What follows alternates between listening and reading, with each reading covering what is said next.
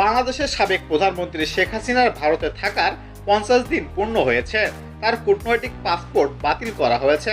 বলা হচ্ছে ভারতের ভিসার ক্ষেত্রে নিয়ম হলো কূটনৈতিক পাসপোর্ট থাকলে 45 দিন থাকা যায়। সেই 45 দিন শেষ হয়ে গিয়েছে।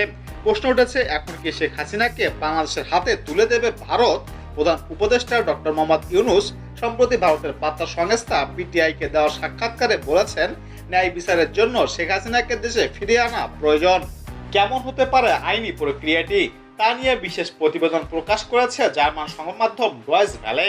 ওপি জিন্দল গ্লোবাল ইউনিভার্সিটির আন্তর্জাতিক সম্পর্কের অধ্যাপক শ্রীরোধা দত্ত ডিডাইরোকে বলেছেন, দুদেশের মধ্যে প্রত্যাবর্তন চুক্তি আছে, ফলে তাদের নির্দিষ্ট পদ্ধতি মেনে অনুরোধ হলে এদের ভারত খতিয়ে দেখবে। তার একটা প্রক্রিয়া আছে, তা চলতে থাকবে। তবে এই অনুরোধ করা হলেই যে শেখ হাসিনাকে বাংলাদেশের হাতে তুলে দেওয়া হবে এমন ভাবার কোনো কারণও নেই। ভারত তো কতদিন আগেই আর্থিক মামলায় অভিযুক্ত বিজয় মালিয়াকে চাইছে, কিন্তু এখনো তো বিজয় মালিয়াকে ভারতের হাতে তুলে দেওয়া হয়নি। শ্রীরাধা দত্ত আরো বলেছেন, শেখ হাসিনা ভারতে আশ্রয় নিয়েছেন। শেখ মুজিব ও তার পরিবারের সঙ্গে ভারতের ঐতিহাসিক সম্পর্ক রয়েছে। ভারত এটাও মনে করে শেখ হাসিনা বাংলাদেশে নিরাপদে থাকতে পারবেন না।